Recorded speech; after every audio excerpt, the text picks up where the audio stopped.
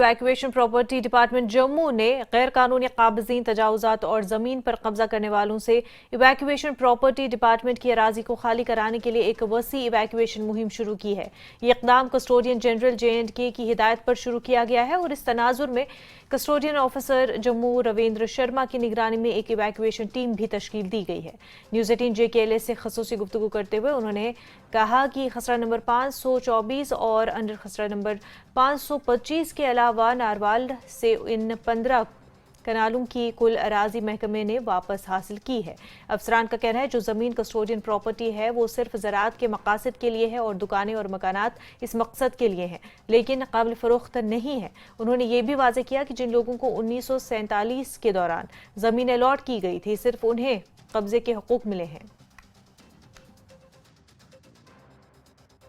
हाल ही में इवैक्यू property department ने जम्मू के कई इलाकों में एक ड्राइव चलाया जिसमें से नाजायज़ तौर जो लोग काबिज़ थे ज़मीन पे उनसे वो ज़मीन हासिल की गई। इस सिलसिले में हमारे साथ हैं custodian evacuee property Ravindra Sharma, जिनसे हम बात करेंगे इस ज़िम्न में। जहाँ भी वायलेशन करेगा, चाहे वो अथराइज्ड अलाटी है, चाहे वो अनअथराइज्ड ऑक्यूपेंट है, अगर वो वायलेशन करता है ऐसी प्रॉपर्टी पे तो उसको हमने अविक्ट करके ऐसी प्रॉपर्टी को अपनी कस्टडी में लेना ही है। ये जो इंस्टांस है कठुआ का लोगेट गांव है, वहाँ पे कोई डिस्प्यूट था रिगार्डिंग इवैक्यू प्रॉपर्टी।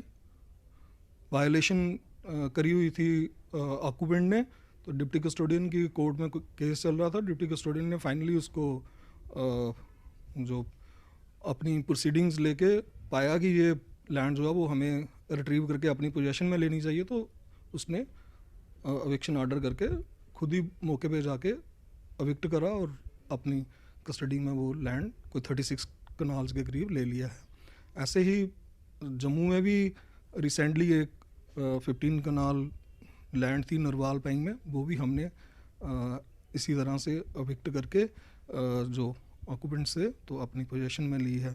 ऐसे और भी जो ऐसे केसेस हमारे नोटिस में आएंगे तो उनमें हम ऐसी ही कार्रवाई करके लैंड को अपनी कस्टडी में लेंगे। मेरा सवाल आपसे ये है कि क्या उन्हें मालिकाना हक है, वो इस प्रॉपर्टी को बेच सकते हैं, या अगर बेच नहीं सकते हैं, अगर उन्होंने वायलेशन किया तो उस ज़िम्न में डिपार्टमेंट क्या करता है? देखो, जो गवर्नमेंट ऑर्डर्स जिनके तहत उनको अलाट हुआ है, चाहे वो लोकल पर्सन्स हैं चाहे वो डिस्प्लेस पर्सन्स हैं, एक्सेप्ट 1947 के डिस्प्लेस पर्सन्स को ऑक्यूपेंसी राइट्स मिले हैं एग्रेरियन रिफॉर्म्स एक्ट के तहत। एग्रेरियन रिफॉर्म्स एक्ट की सेक्शन 3 है, उसके तहत उनको ऑक्यूपेंसी राइट्स, जिनको मुरूसी हक बोलते हैं, वो उनको हैं। वो जो ऑक्यूपेंसी राइट्स हैं वो सेलेबल हैं।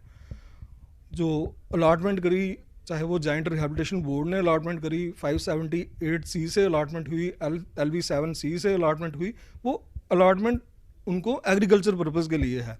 तो उन्होंने एग्रीकल्चर पर्पज़ ही करना है, कल्टीवेशन ही करनी है ऐसी लैंड की, और वो करनी भी खुद है, पर्सनल कल्टीवेशन के लिए है वो लैंड। अनअथराइज्ड एक्टिविटी है, और अगर डिपार्टमेंट के नोटिस में कोई ऐसी एक्टिविटी नोटिस आती है तो डिपार्टमेंट श्योरली उसके अगेंस्ट एक्शन करेगा और वो प्रॉपर्टी को अपनी तहवील में लेगा। और फर्दर हमने ई ऑक्शन पोर्टल लॉन्च कर रखा है, तो उसकी प्रॉपर्टी की ऑक्शन प्रोसीडिंग ही स्टार्ट होंगी। हमारे साथ बात करने के लिए बहुत बहुत शुक्रिया। हमारे साथ बात कर रहे थे Ravindra Sharma, custodian evacuee property.